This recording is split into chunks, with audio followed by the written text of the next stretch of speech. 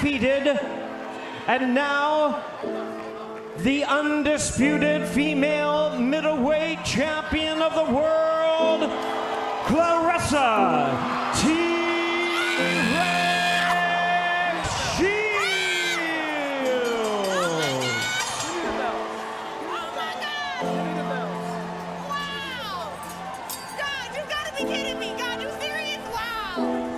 I'm going to watch the rest of this. I guess you can call it All Access. They call it Fight Night Shields Hammer, so on Showtime. But basically, it's a simpler, smaller version of Showtime All Access. Shields versus Hammer. I'm TstreeT Controversy. This is TstreeT Controversy Live. And in my opinion, I don't think that Cecilia Braekhus has anything else to do at 147 pounds unless she fights Layla McCarter, and that she should, test the waters at 154 pounds against Claressa Shields. But a viewer commented on my last Shields video is that maybe Cecilia Braekhus should first put a contract out there for Claressa Shields, to fight a fight at 154 pounds to see if she can safely make 154 pounds first. And then after that first fight at 154, then she fights her. Because, you would think that, it has to be a right rehydration clause. And also Claressa Shields is naturally a 168-pound fighter. So if she's serious, in my opinion, her next fight should be at 154 pounds or at a catch weight and go from there. So since right now she's the undisputed 160-pound champion, WBC, WBA, IBF, WBO, Ring Magazine, they might as well just throw her IBO belt too. Wait, is that the IBO back there? Oh, those are the 168-pound belts. But maybe her next fight should be at 157.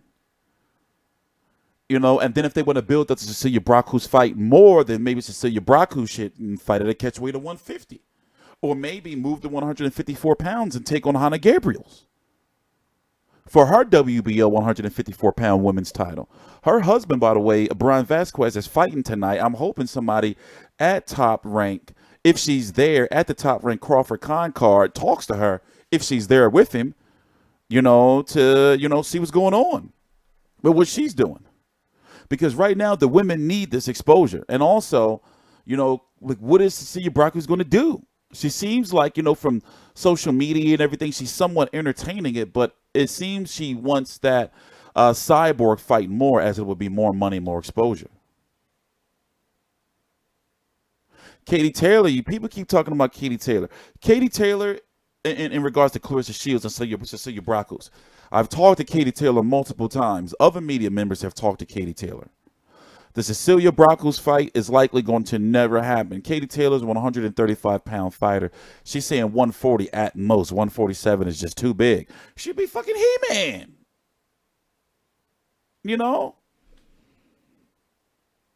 So it's just too big. Now, Cecilia Braekhus, she's like that frame. Can she put on? I mean, it'll be only 7 pounds for her to get the 154. But Claressa Shields, how would she look at that weigh-in? That 6 pounds is a motherfucker. Weighing in at 160 or just below 160 and weighing in at 154. But it can be done. Let me watch the rest of this. Also, shout out to my homie and colleague, Donnell Haynes, who we had credentials for this fight. Thank you to us, Elite Promotions and Swanson Communications. I still have some content to get out from Claressa Shields. And also shout out to Christina Hammer, who she sold the fight. Her and Claressa Shields, they sold the fight. The ratings were phenomenal for women's boxing on Showtime. They sold the fight.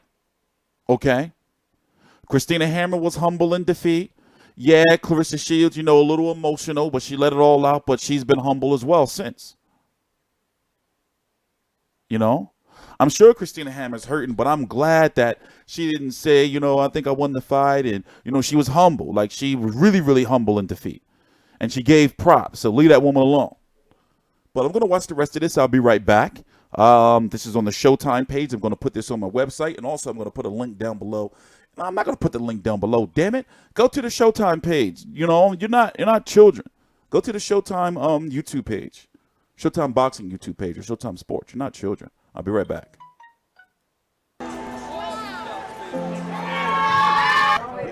I feel like I put myself through hell for this camp, and whew, I really shocked myself. I mean, I know I'm not. I feel like I'm the greatest one of all time, but man, I mean, I really put on a great performance, and I overperformed my dreams. I wanted to perform well to where I got the respect that I was a female boxer, and I feel like today I showed I could box, I could bang, I could slip. I mean, I could counter. I showed so many things today, and I got so much left. That's what's crazy. I mean, I'm proud of myself, man. Yeah, it should be. I'm just You know. But let's talk about some things though. Like, she's very good. She grasps it. She understands like marketing herself.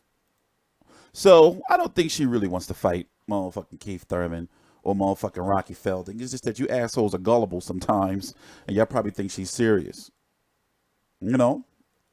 She's very good at getting people talking about her, whether good or bad. You know, you got to respect it. I wonder what Christina Hammer's going to do next. So as I said, I already said, what I would like, or what I would think the most sense of a path would be, to boxing fans to get to Cecilia Braekhus, or if not, if she wants to stay at 160 pounds, you got Raquel Miller. What does she want to do? You got a Savannah Marshall, the last woman to beat Claressa Shields in the amateurs. What's she doing? She's promoted by Mich. They should start building that up. Because 154 is not a home for Claressa Shields. It's just a wet place for her to meet the other undisputed champion. I don't think that she can successfully, comfortably, compete at 154 pounds. Not because of skills, because of her body. But for the right fight, especially with her age, the right team and conditioning coach, she can do it. But she got to start cutting that weight. What's the other names at 160 pounds? That I was I forgot to mention. Marcela Cornejo, Savannah Marshall, Raquel Miller. If not, go down to 154. Maybe she could rematch Hannah Gabriels at 154 pounds and try to get that title at 154 pounds before Cecilia Braekhus can get her hands on it. There's paths out there for her to go, especially to keep, especially if she wants to be pound for pound. Because say, for example, right, if she goes to 154 or her next fight is at a catch weight against maybe one of those names that I mentioned,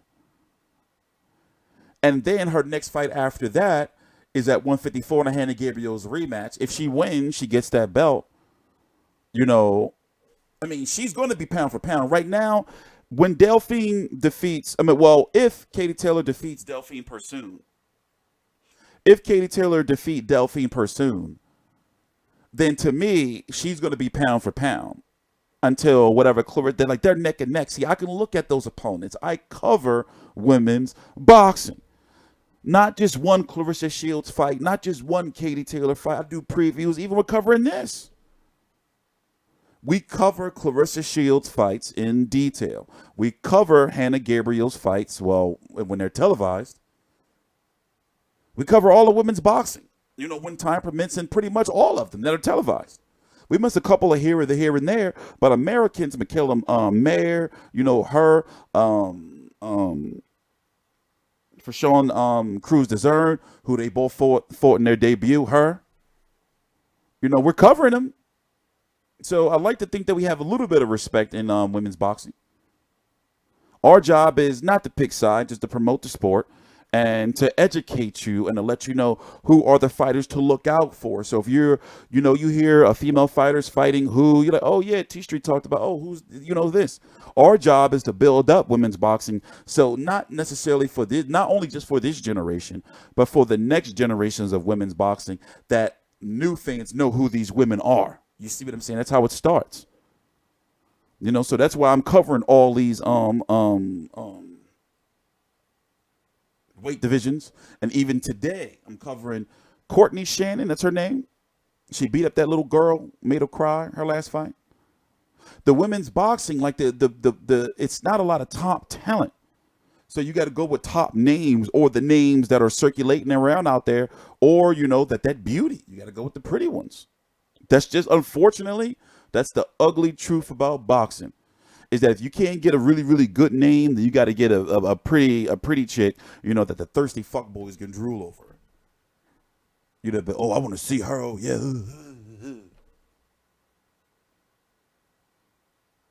I'm TstreeT Controversy. This is TstreeT Controversy Live. It's a shame I didn't get a chance to talk about Christina more. I'm interested to see what she's going to be doing next. And in fact, they go to her locker room. To all fans that, explore these great fights. We have this full video on the channel, the post-fight press conference. Really, this is the new belt, so technically it's 5, but I have 6 with me right now.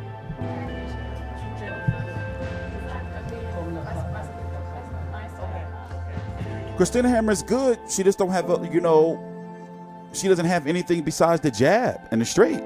Thank you so much to all fans that, explore these great fight and so interested in this fight.